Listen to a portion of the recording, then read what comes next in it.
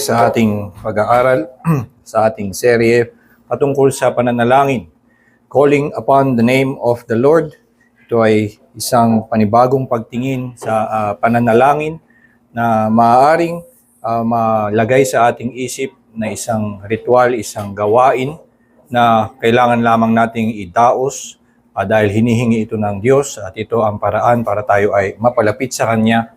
Ngunit ang imahe na ginagamit sa lengguwahe ng Biblia ay na ito'y pagtawag sa pangalan ng Panginoon at partikular pagtawag sa saklolo dahil tayo ay may palaging pangangailangan sa Diyos at tayo tumatawag sa Kanya.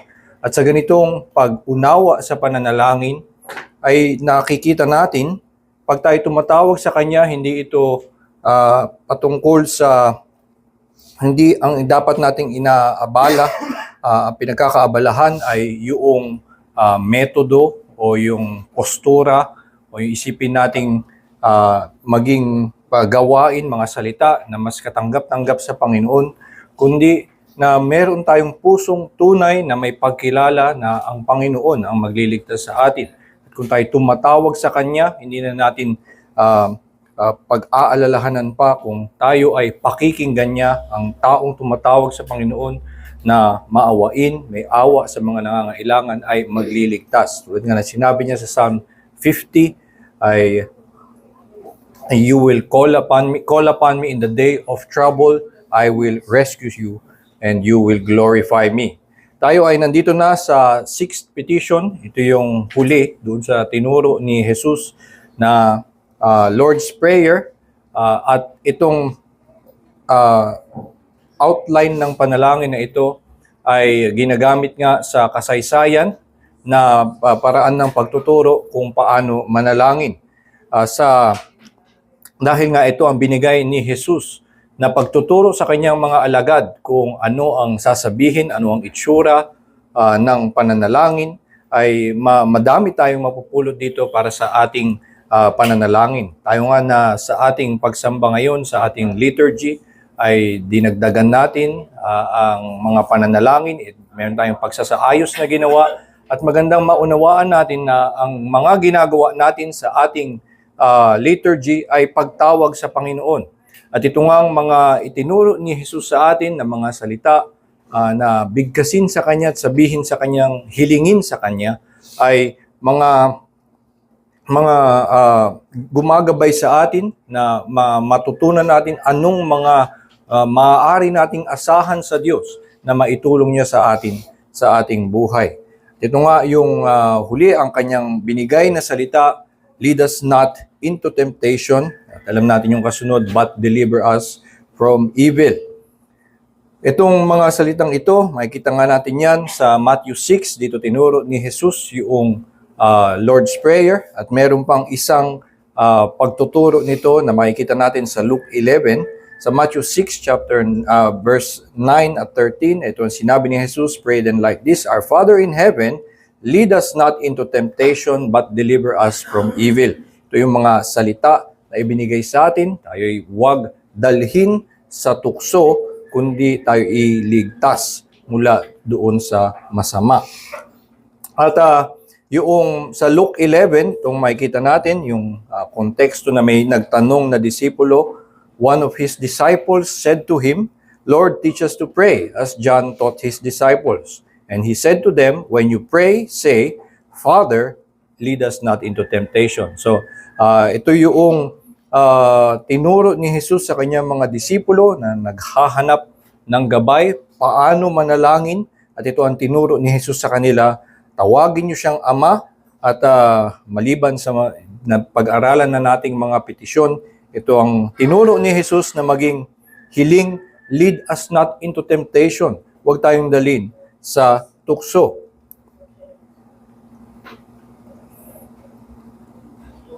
Sa isang banda ay meron na tayong kasiguraduhan na ang Diyos naman ay hindi nagnanais na dalhin tayo sa tukso. Kaya nga sa marami nakakapagtaka, bakit ito ang tinuturo niya sa atin? At ang impression ay na yung Diyos ay maaaring dalhin tayo sa tukso kung hindi tayo at makaligtaan nating hilingin sa Kanya na huwag tayong dalhin sa tukso, ay baka dalhin niya tayo sa tukso. So ang mga naiisip natin, ang tingin natin sa Diyos ay dadalhin tayo sa tukso pero hilingin natin sa Kanya na huwag tayong dalhin sa tukso. Merong mga nagsasabi sa atin, nagpapaalala sa atin kung ano ang pinangahawakan natin na ginagawa ng Diyos na pag-lead niya sa atin. So sabi sa Psalm 23, "The Lord is my shepherd, I shall not want. He makes me lie down in green pastures. He leads me in paths of righteousness." Sabi sa James chapter 1 verse 13, "Let no one say when he is tempted, I am being tempted by God. For God cannot be tempted with evil, and He Himself tempts no one." So ito ay tinuturo sa atin na dapat wag nating hayaang sumagi sa ating isip na ang Diyos ay nagtutukso, hindi yun ang konteksto ng pagtuturo ni Jesus na hilingin natin sa Kanya na huwag tayo dalhin sa tukso. Na Lord, pigilan mo naman sarili mo na tuksuhin ako. Baka yun ang minsan napupunta talaga sa ganitong pag-iisip na kaya tinuturo sa atin na hilingin sa Panginoon na huwag tayong dalhin sa tukso ay na ito ang Kanyang ginagawa at ito ang gagawin niya kung hindi natin ito hilingin. Pero dapat nga tayong magkaroon ng pag-unawa na ang tukso ay hindi nagmumula sa Diyos. Sabi sa James 1:14, kasunod nun, "But each person is tempted when he is lured and enticed by his own desire." Ito ay mula sa kanyang sarili. Hindi nagmumula sa Diyos ang tukso, ito ay nagmumula sa kanyang sarili. Tulad ng sinasabi sa Galatians 5:17, "The desires of the flesh are against the Spirit, and the desires of the Spirit are against the flesh. For these are opposed to each other to keep you from doing the things you want to do." So ganito ang tao, ganito siya sa kanyang kahinaan at kasalanan. Mula sa kanyang sariling puso ay mayroong pagtutunggali ng tama at mali at minsan nananaig itong kagustuhan, itong ating likas na masamang kagustuhan na gumawa ng lihis sa kalooban ng Diyos. Ito ang pinagmumulan ng tukso at tinuturo sa atin na tayo ay pangunahan ng Diyos, alalayan ng Diyos na sa ating paglakad sa buhay hindi patungo sa tukso o na malayo tayo doon. At ang pinagmumulan nito ay na alam natin sa ating sarili, tayo ay mahina sa tukso. Kung tayo ay madala sa tukso, malaki ang chance na tayo ay mahulog doon, magpadala sa tukso. Kaya ang gusto na natin at hinihiling na natin sa Diyos ay nailayo tayo doon. Sa kanyang pangunguna sa atin, hindi niya tayo doon dalhin. Ito nga sinasabi sa Canons of Dort, the fifth head of doctrine on the perseverance of the saint, Article 4. Sabi dito, "Although the power of God strengthening and preserving true believers in grace is more than a match for the flesh, yet those converted are not always so activated and motivated by God." So sa yung biyaya ng Diyos at ang kanyang kapangyarihan ay more than a match for the flesh. Siyempre, hindi naman matatalo ng kahit anong laman ng kasalanan ang kapangyarihan ng Diyos. Ang kapangyarihan ng Diyos ay more than a match for the flesh. Pero maging yung mga niligtas na, yet those converted are not always so activated and motivated by God. So ito ang ating kalagayan, maging mga naligtas na ay meron pa rin ganitong nananatiling kahinaan at minsan kahit tayo ay biniyayaan na ng Diyos, nakasumpong na ng biyaya ng Diyos ng kanyang kapangyarihan sa pagliligtas, ay hindi palagi na tayo'y gising sa katotohanan ito at tayo ay motivated by God and His grace. Ay sabi, "For this reason, they must constantly watch and pray, that they may not be led into temptations. When they fail to do this, they can be carried away by the flesh, the world, and Satan into sins, even serious and outrageous ones." So ito ang article na to ay inilalatag lamang kung ano ang kalunos-lunos na kalagayan ng isang tao, maging ang isang tao na naligtas na mga sumampalataya na at nagkaroon na ng pangakong kaligtasan at binihisan na ng katwiran ni Hesukristo, mayroong nananatiling kahinaan sa kanila at kasalanan na sila ay kung matutokso, maaaring sa kanilang hindi pag-iingat, maaari silang mahulog sa kasalanan at hindi lamang sa mga maliliit na mga kasalanan, even serious and outrageous ones. Ito'y maaaring mangyari sa mga mananampalataya kapag sila ay napunta sa pagpapabaya. Ito nga sinabi, they must constantly watch and pray that they may not be led into temptations. Kaya tayo tinuturuan ng Panginoon na maging bahagi na ating panalangin, na laging hilingin sa Kanya na tayo ay hindi madala sa mga tukso ay dahil tayo ay mahihina, nangangailangan tayo ng ganoong pagliligtas. At kaya nga, tinuturo sa atin ito kung tayo ay tinuturuan ngayon na dumalangin sa Panginoon na lead us not into temptation, ay nilalagay sa atin ngayon ng Panginoon na magkaroon ng ganitong puso na ang ating inaalala ay yung katwiran ng Diyos, na ang ating pinagkakabalisa at ang ating hinihiling sa Kanya ng tulong ay na tayo ay dalhin sa katwiran. Ito ang sinasabi sa Matthew chapter 6, verse 31 to 33, "Therefore do not be anxious, saying, What shall we eat? Or what shall we drink? Or what shall we wear? For the Gentiles seek after all these things, and your heavenly Father knows that you need them all. But seek first the kingdom of God and His righteousness, and all these things will be added to you." Sa atin ngang mga pananalangin, maaaring ang mas natural at mas madaling mapunta sa ating puso na ating pinag-aalalahanan ay yung ating mga pangangailangan. Kung tayo ay dadalangin sa Diyos, ito siguro ang mas nasa harapan ng ating puso, ang mag-uumapaw na ating inaalala na baka wala tayong makain, wala tayong masuot, wala tayong pambayad sa ating mga pangailangan. Ito ang mga mas nananaig sa ating puso at ito ang mas naipapanalangin natin.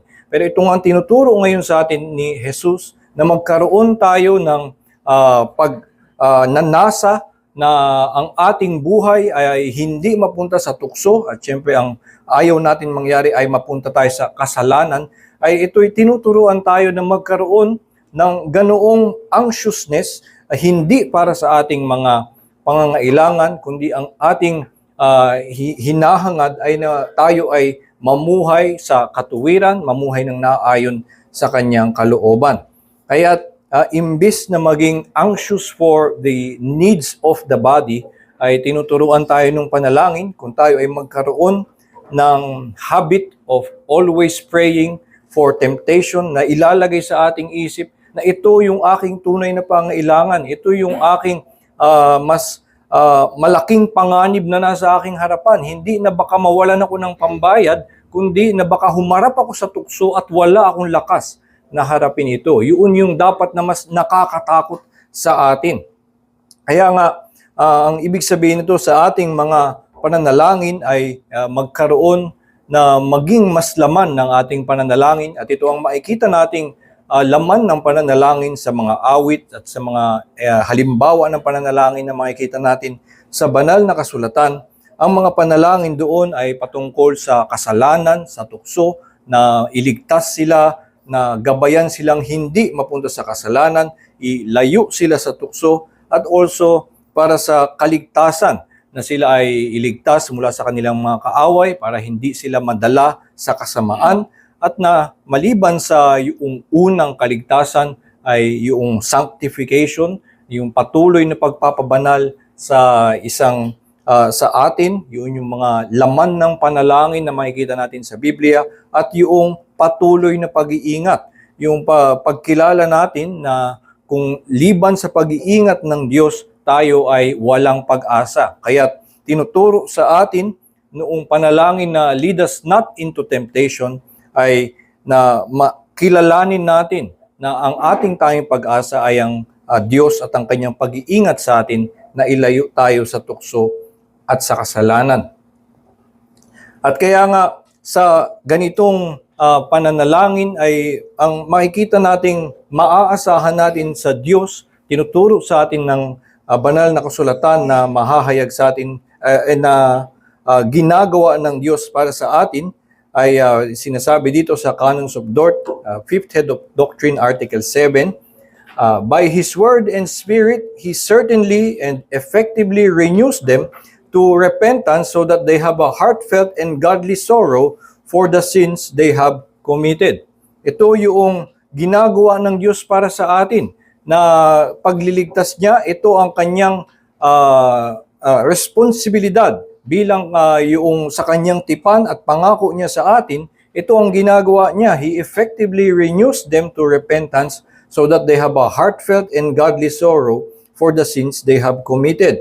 At dahil sa kanilang heartfelt and godly sorrow for the sins they have committed, sila ay they seek and obtain through faith with a contrite heart forgiveness in the blood of the mediator. And dahil doon, kasama sa blessing ng Diyos sa kanyang pag-iingat sa atin, we experience again the grace of a reconciled God. Dahil minsan sa ating kasalanan ay nagkakaroon tayo ng experience na tayo ay nawalay sa Diyos. Dahil sa ating paglihis sa kanyang kalooban, nagkakaroon tayo ng experience of His fatherly displeasure. At kapag tayo ay nagkaroon ng repentance from that sin again, we experience again the grace of a reconciled God.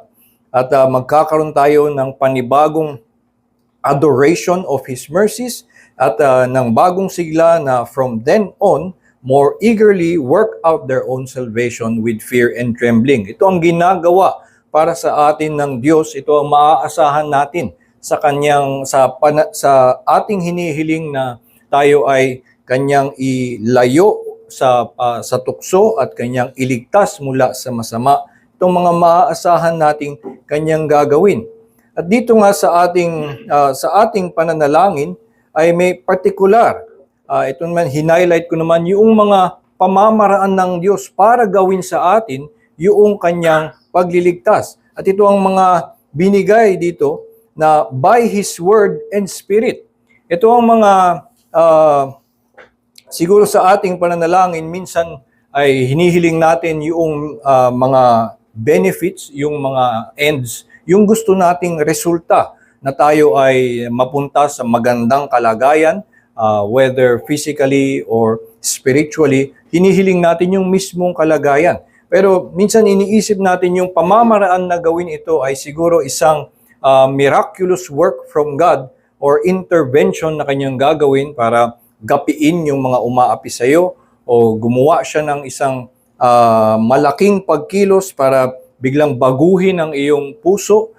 Ngunit ito ang naunawaan natin at tinuturo sa atin ng Biblia na pamamaraan ng Diyos para pangyarihin ang kanyang pagliligtas ay by His Word and Spirit. Ang kanyang pagkilos para tayo ay baguhin at palakasin na harapin ang tukso ay sa pamamagitan ng salita at ng kanyang espiritu. At kaya kung tayo ay dumadalangin at humihingi tayo ng deliverance, ay hindi na ini-expect natin na magpapadala siya ng anghel na lalaban sa mga tutukso sa atin o na magkakaroon ng kakaibang providential working ang Diyos para yung lahat ng bagay ay maisaayos para sa atin, kundi ang pinakamas maaasahan natin at dapat makita nating magandang pagpapala ito ay nasa pamamagitan ng salita sa ating pagbabasang sarili o sa pangangaral o sa pagbabahagi ng iba sa iyo. Itong salita na ihinahayag sa atin ang kalooban ng Diyos at ang kanyang pag-ibig sa atin, ito ang pamamaraan ng Diyos para pangyarihin ang kanyang pagliligtas. At maliban doon, ang ginagawa niya sa atin, ang dinudulot ng salita ng Diyos at pagkilos ng kanyang espiritu ay na magkaroon tayo ng pananampalataya through faith with a contrite heart. At ito ang siguro minsan nakakaligtaan ng mga dapat nating hindi makaligtaan kapag tayo ay tumitingin na ang tao ay gusto nating magbago o siya ay magsisi sa kanyang kasalanan. So halimbawa, ang isang tao nakita natin or tayo ay may ginagawang kasalanan, parang iniisip natin ang pagsisisi ay patungkol lamang sa tumigil siya sa ginagawa niya at gawin niya yung kabaligtaran, gawin niya yung mabuti. Ngunit ang pamamaraan para mangyari ito ay magkaroon siya ng pananampalataya kay Kristo. Kung babaguhin lamang niya ang kanyang aksyon, ito ay maaaring isang outward na paggawa lamang at maaaring ito nga ay ginagawa lamang dahil nahihiya siya o hindi niya gusto yung epekto ng kasalanan. Pero ang tunay na pagbabago na mas mananatili at mas may tunay na sigla at ito pa'y may pag-ibig para sa Panginoon ay kung ito'y dadaan dito sa crucial turning point ng talagang pagbabago, magkaroon ng pananampalataya with a contrite heart in the blood of the mediator, na tayo ay makakita ng kapatawaran sa pamamagitan ng dugo ng ating tagapamagitan na si Hesukristo. At kung lagi nating tatandaan na mayroong itong ang tunay na turning point para sa pagbabago, ay hindi yung natutuon lamang ating pansin na ang kasalanan ay itigil at baguhin, kundi makita natin yung tunay na magbibigay ng kapangyarihan na ito ay itigil at baguhin. Na magkaroon tayo muna ng kapatawaran at makapitan natin uli ang kapatawaran na kay Hesukristo lamang, at mula doon magkaroon tayo ng sigla at kagalakan na baguhin ang ating paglalakad bilang pasasalamat sa kanyang biyaya sa atin. Kaya nga, ang lahat ng ito ay sa pamamagitan ng pananampalataya, yung ding pagkakaroon ng bagong adoration of His mercies, ay muli sinasabi ng Canons of the Lord, through faith, adore His mercies. Magkaroon muli ng pananampalataya. Lagi nating idadaan na yung kanyang pagtingin, yung kanyang puso ay humarap kay Hesukristo, at mula doon magkaroon siya ng sigla na magbago sa kanyang paglakad. At ganoon din sa atin, kapag tayo ay humihingi sa Diyos ng kanyang pagliligtas, na tayo ay ilayo sa kasalanan, ay wag nating isipin na bibigyan lamang tayo instantly ng kung tayo ay may struggle sa impatience, ay biglang sa kanyang pagkilos, biglang mag-izazap lang niya sa iyong puso at bigla ka ng isang very patient person. Kundi ang ginagawa ng Panginoon ay sa ministeryo ng salita, tinuturuan kanya ng patience ng Panginoon sa iyo, at pinaparamdam sa iyo ang kanyang pag-ibig, at nagkakaroon ka na itatanim din sa iyo itong ganitong biyaya, at sa pananampalataya sa biyaya ng Diyos, ikaw din ay nagkakaroon ng noong bahagi ng biyaya na iyon. Kaya through faith, always through faith, ay doon magsisimula ang bunga ng pagbabago.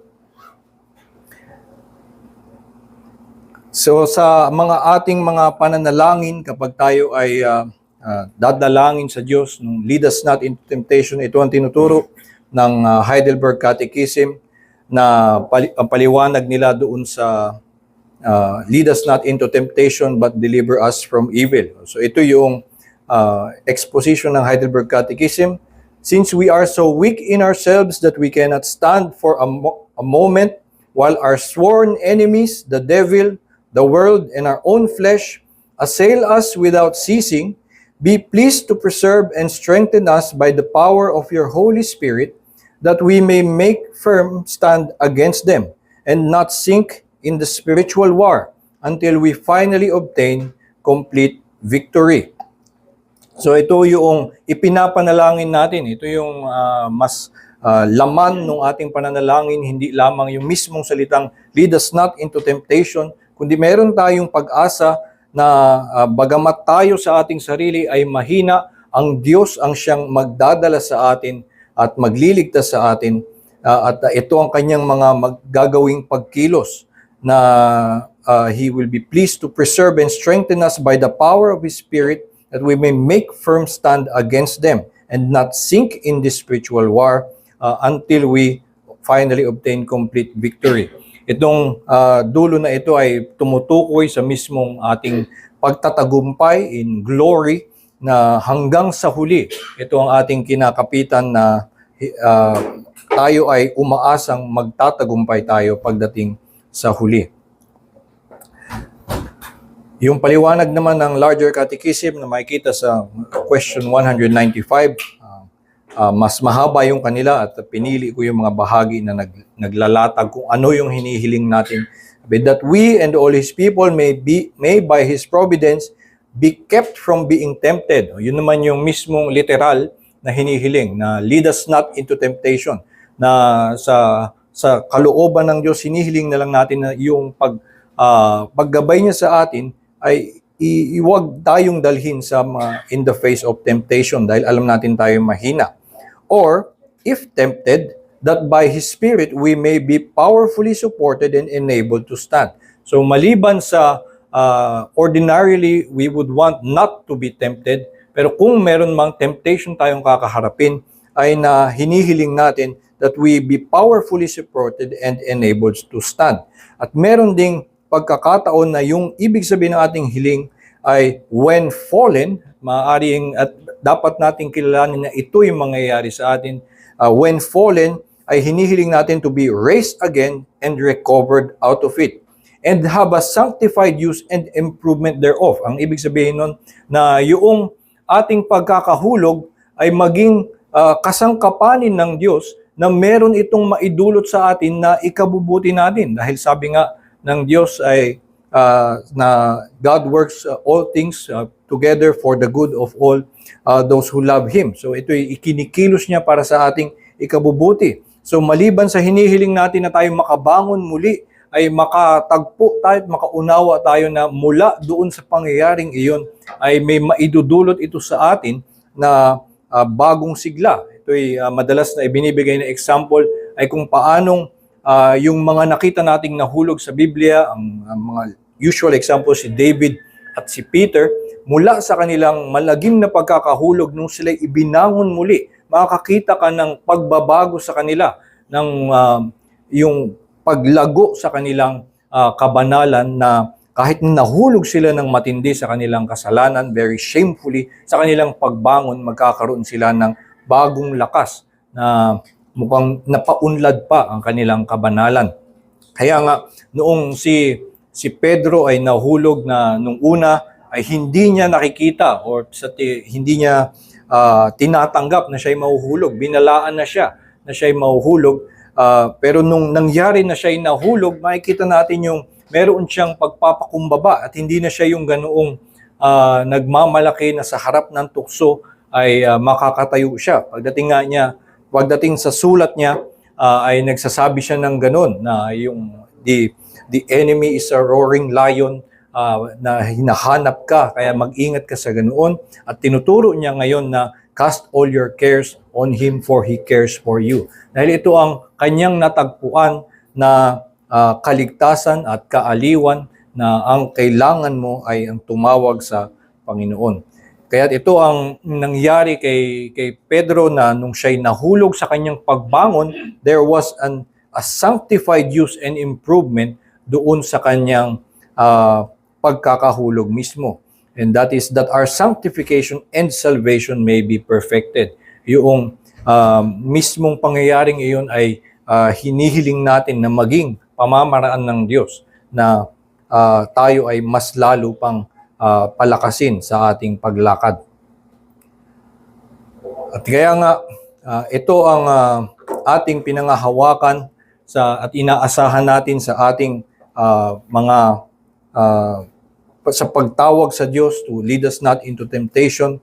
Sabi dito sa Baptist Confession of Faith, chapter 17 of the Perseverance of the Saints, paragraph 3, believers may, through the temptation of Satan and of the world, the prevalency of corruption remaining in them, and the neglect of means of their preservation, fall into grievous sins, and for a time continue therein. So, maaaring mahulog ang mga mananampalataya at dahil sa kanilang kahinaan o sa kanilang pagpapabaya, at sila'y mahulog sa mga matitinding kasalanan, into grievous sins, and even for a time continue therein. Maaaring mangyari na sa mga kanilang pagkakahulog ay magpatuloy sila doon for a time.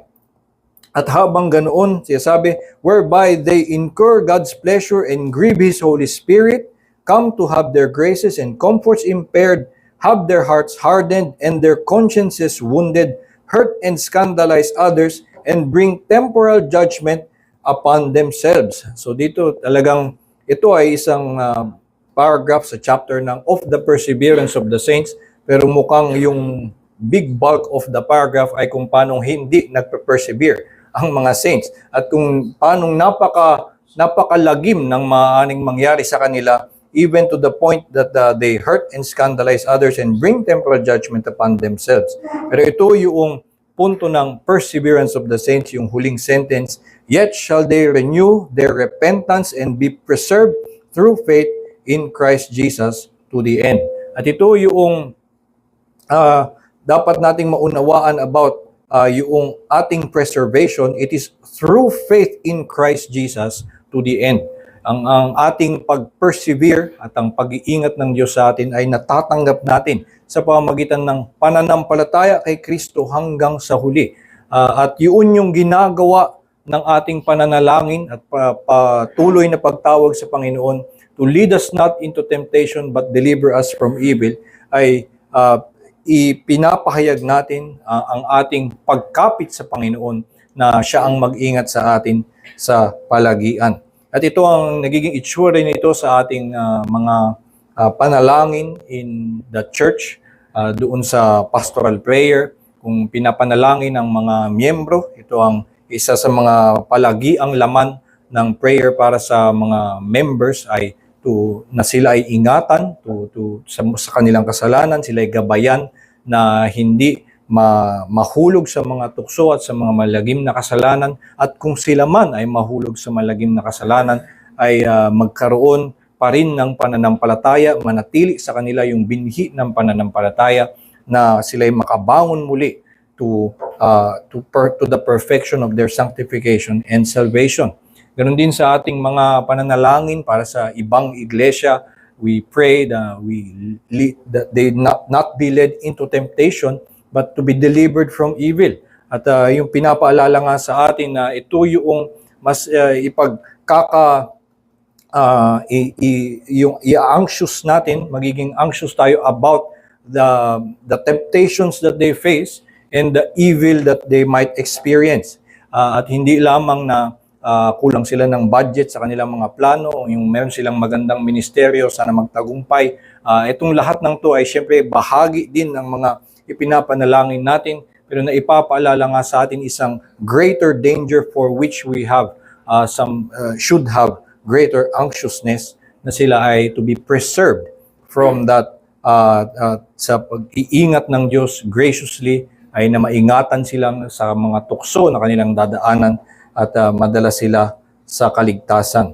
So ito ang tinuturo sa atin nung prayer, lead us not into temptation, at ganun din, maaari itong makagabay sa atin personally na hihilingin natin sa araw-araw na tayo ay dadalangin, lead us not into temptation but deliver us from evil. Ito'y maghuhubog sa atin na magkaroon ng puso na ang hinahangad ay ang mamuhay ng naaayon sa kanyang kalooban. So, meron po bang mga comments, questions? Yes po. Huwag po yata niyo na. Dito sa conclusion natin, parang sinasabi dito, may pag-asa pa rin in spite of they fall into sin na believers, yet may pag-asa pa rin. Although may time na parang lugmok na sila. Pero how about yung nasa Hebrew naman? Hebrew 10 verse 29. Basahin ko lang. How much worse punishment do you think will be deserved? I think ito yung background na yung tumalikod talaga, no? How much worse punishment do you think will be deserved by the one who has trampled underfoot the Son of God, and has profaned the blood of the covenant by which he was sanctified, and has outraged the Spirit of grace. May contradictory ba sa dalawa and sa conclusion na yan? Meron po tayong dapat pag-ibahin about yung tinutukoy dito ay mga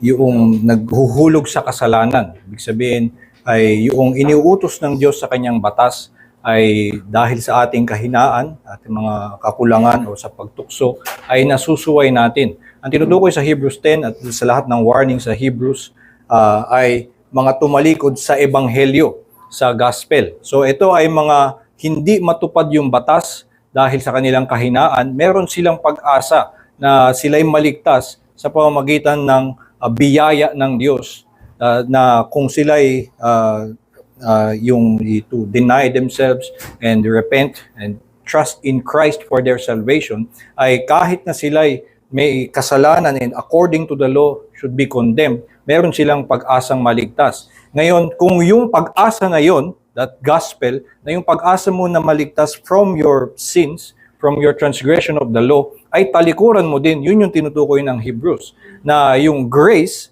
ay hindi mo tinanggap, na yun yung pag-asa mo para maligtas. So, maaaring, ang konteksto nga ng Hebrews actually, ay na itong mga taong to ay nagpahayag ng kanilang pananampalataya sa Ebanghelyo, pero dahil na nadadala sila uli nung the grandeur of the Jewish religion, ay natutokso silang bumalik. So ito yung sinasabi na tinanggap nyo si Jesucristo ngayon, itatapakan nyo ngayon uli yun, tapos sasabihin nyo, kulang yung kanyang dugo, hindi sapat yung kanyang biyaya, at hindi yun yung magliligtas sa akin, kailangan kong bumalik dun sa Judaismo. So yun yung sinasabi ngayon ng Hebrews, yun yung takbo lagi ng kanyang argument, na sinasabi niya simula sa Hebrews 2, halimbawa na yung mga nag-transgress ng batas ni Moises ay ganito ang kaparusahan. Paano pa yung mga tumatalikod kay Jesus? Yun yung the grace na ibinibigay ngayon. At ngayon din sa Hebrews 6, paanong kung tatalikuran mo ngayon itong biyaya sa iyo, ang tanging paraan mo para maligtas, tinalikuran mo yan, ay wala ka ng ibang tatakbuhan pang pag-asa. So yun yung tinutukoy na you trampled underfoot the blood. Kasi ito na yung binibigay sa yung pag-asa pero hindi mo din yun tinanggap. Wala kang ibang matatakbuhan. So yun yung ibig sabihin ng walang pag-asa or no repentance from that. Wala.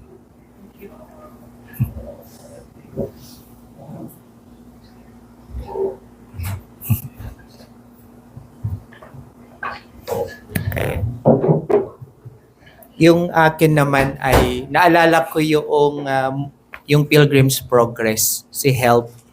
Yung character doon na sabi niya na nung tumawag si Christian nung nasa mud swamp siya, help, tapos tinulungan siya, inialis siya doon. Then nung nakulong siya, nung nasa Vanity Fair, sinabi niya rin help. So naalala ko yung line ni doon ni Help na in one form or another, help, sabi niya, is not just far away.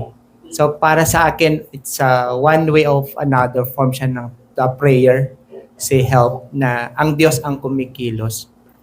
Yung question ko naman ay yung kailan ito, yung conclusion natin na kailan siya hindi magiging excuse o dahilan para ang tao ay ang Kristiyano ay magpatuloy na preserve, ibig sabihin namumuhay siya ng hindi nag-grieve ang Holy Spirit. At kapag let's say nag-fall into sin siya because of yung na-commit niyang kasalanan ay isa-cite ito na Kristiyanong nagkakasala. So kailan siya parang magiging hindi excuse na ang layunin naman ng Diyos sa atin ay mabuti at tayo rin naman ay nagnanais na sumunod sa kalooban niya. Yun. Ayun po. Una po, gusto ko pong i-announce na hindi ko actually binasa ang Pilgrim's Progress. Bagamat meron akong reputation na nagbabasa ng lahat ng bagay. Yung Pilgrim's Progress ay binasa ko lang sa Wikipedia. Alam ko lang yung kwento. So, hindi po ako makarelate doon. Anyway, pero yung tungkol dyan sa ito na hindi siya maging excuse, merong ganoong statement sa Canons of Dort na yung assurance of the preservation is no inducement to carelessness. Isa sa statement sa Canons of Dort na sinasabing yung assurance na ito na siya'y nag-iingat sa atin ay mas lalong nagpapalambot ng ating puso na eto nga akong makasalanan pero iniingatan ako ng Diyos. Hindi ba ang tugon doon ng isang mananampalataya ay na siya'y magpasalamat na ang napakayaman ng biyaya ng Diyos at ang natural na nagbubunga sa ganoong kaligayahan ay pag-ibig sa Diyos o pagsunod sa kanyang kalooban. So yung assurance ay actually ang pagmumulan ng pagsunod at hindi siya isang inducement to carelessness. At ito namang yung paggamit sa kanya bilang excuse, syempre ito nga ay maaaring gawin ng mga hindi mananampalataya ng mga parang tatanggapin lamang yung bahagi na yun na ang Diyos may patience, nag-iingat siya sa atin kahit na tayo ay may kasalanan. Pero ito nga ang sinabi din mismo sa ni Peter, I think, na yung the patience of God is meant to lead them to repentance. Ito yung hindi na uunawaan nung mga parang itong patience na ito ay patient naman ng Diyos at hindi ko kailangan mag-repent.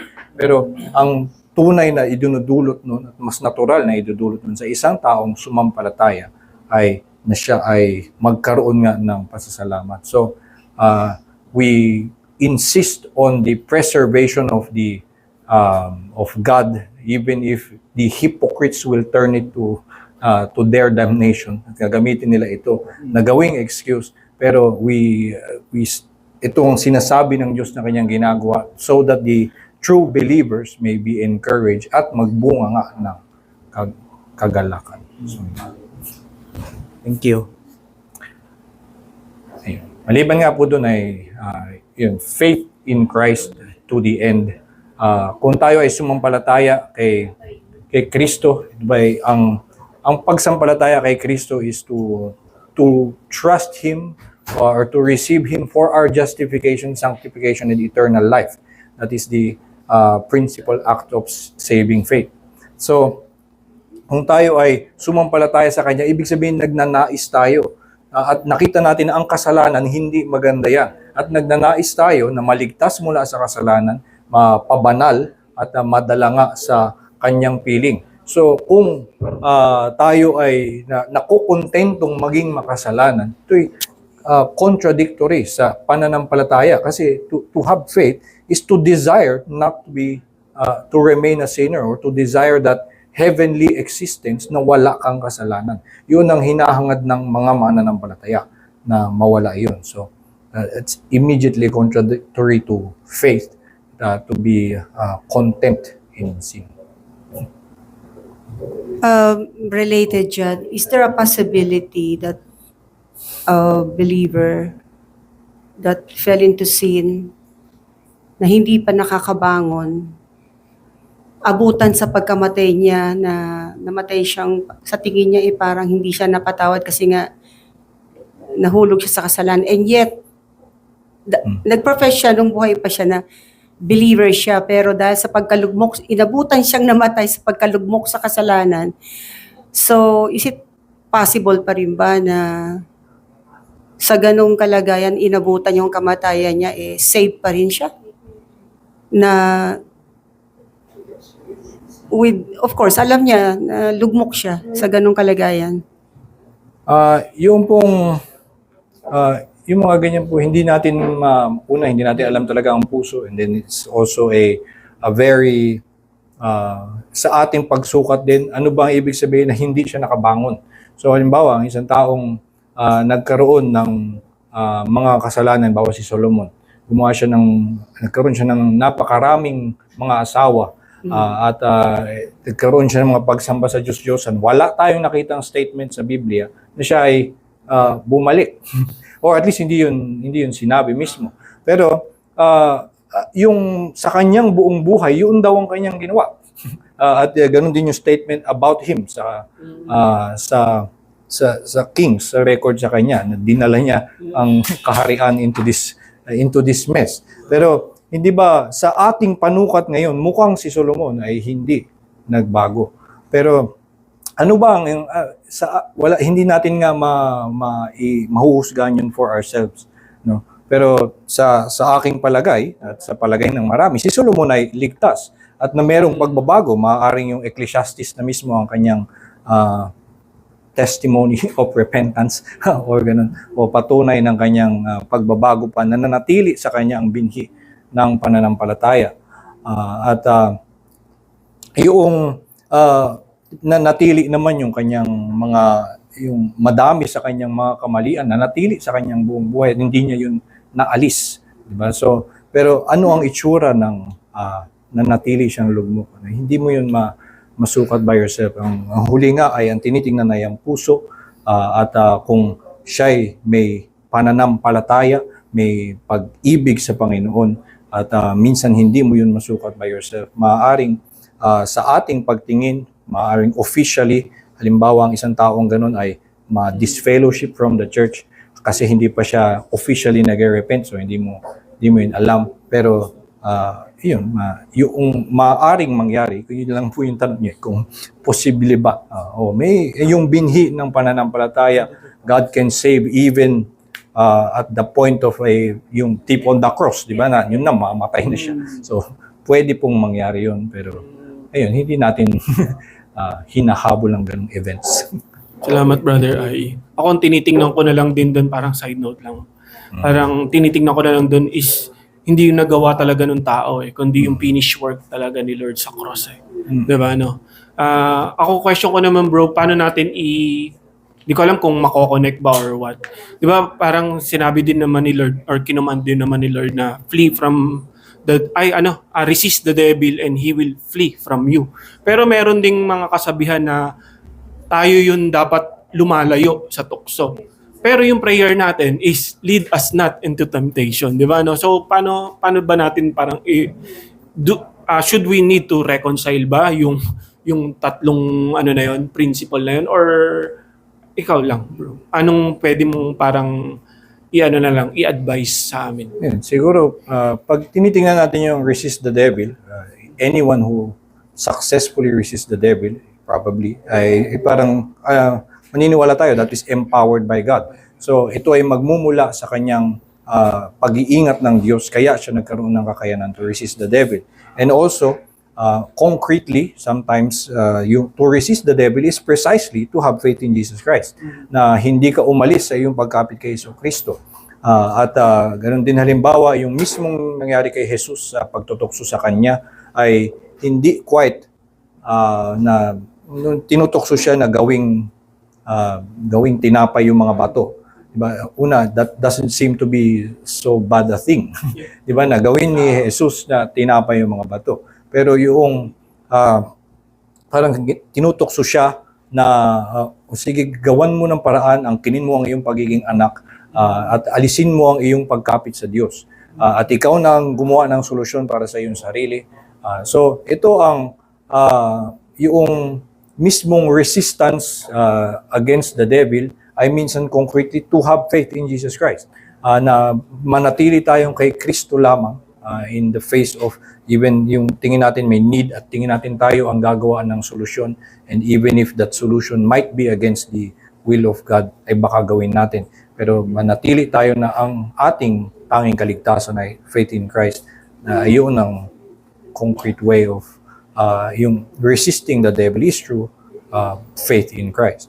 At ganoon din nga halimbawa the whole armor of God na ibinibigay, balutin mo ang iyong sarili ng kapangyarihan ng Diyos, ng kanyang biyaya. So isuot mo ang kanyang armor that will protect you, and that is how you resist, or that is how you still stand firm. So again, you kakapit ka sa Diyos para sa armor na ibinibigay niya para ikaw ay makaresist. So, naman ang Salamat.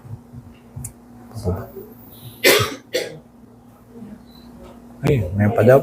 Pwede pa. Balik tayo dito sa inabutan siya namatay na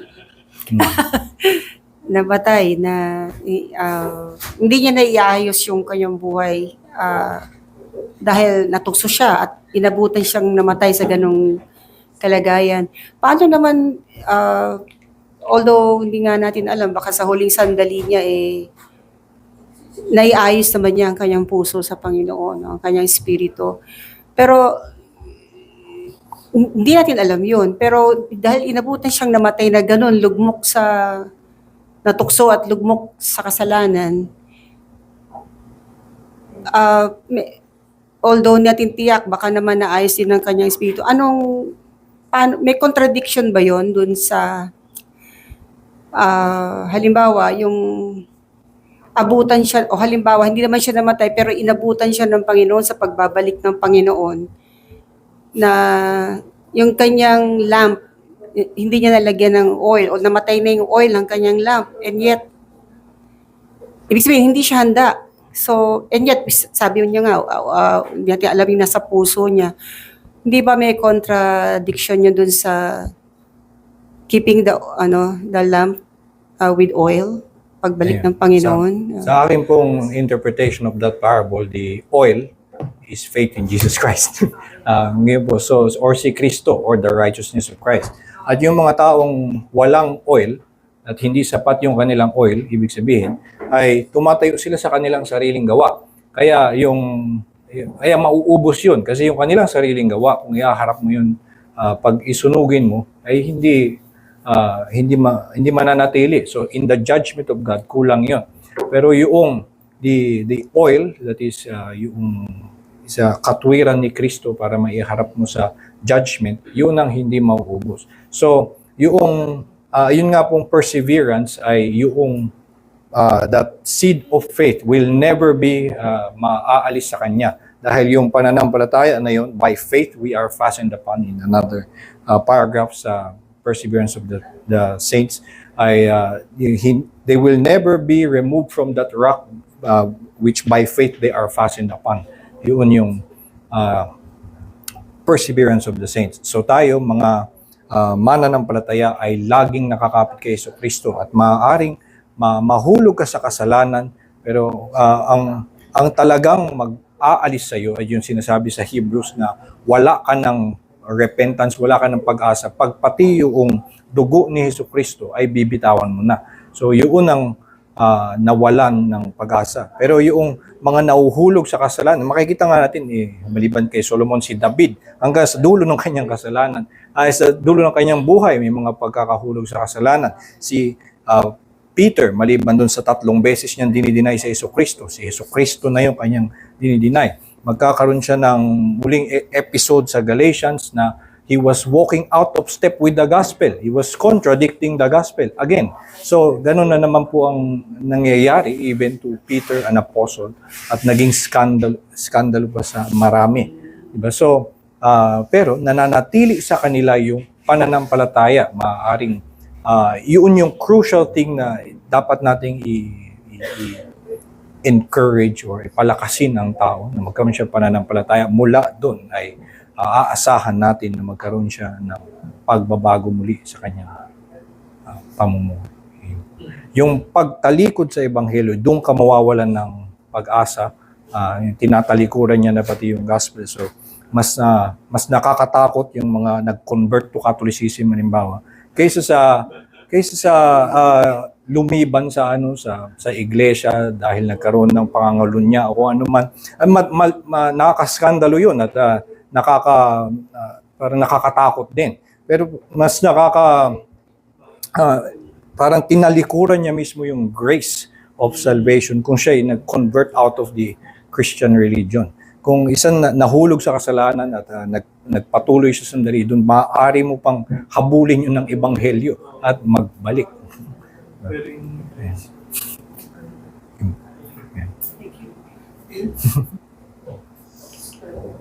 Ayan po. So, 12:15 na. So, ayun po ito yung 6th petition. Meron pang isang lesson on the conclusion. Meron din, katuloy din yun yung amen sa yung conclusion of this series. So, may isa pa pong lesson on the prayer. Nawa nga ang lahat ng ito ay makatulong sa atin to call upon the name of the Lord and have faith in His deliverance. Tayo po ay manalangin. Ama naming Diyos, salamat po sa inyong salita na kami nga na mga mahihina, kami na bagamat nakasumpong na ng inyong biyaya ay patuloy pa rin na nadadala ng tukso at nahuhulog sa kasalanan. Pinapaalala niyo sa amin na kami bilang inyong mga anak ay maaaring umasa sa inyo na kami ay maibangon, kami ay maalalayan at sa aming paglakad sa buhay ay maingatan laban sa tukso at sa kasalanan. Tulungan niyo nga kami, Panginoon, na sa aming buhay ay ito'y maging hangarin ng aming puso na kami mamuhay ng naayon sa iyong kalooban upang sa aming buong buhay ay kumapit lamang kami sa iyong biyaya. Malaman namin na ikaw lamang ang aming pag-asa upang sa aming buong buhay ay sumampalataya lamang kami sa dugo ni Jesucristo at ibalik ang papuri at pasalamat sa iyong pangalan. Pamindalangin sa pangalan ni Jesus. Amen.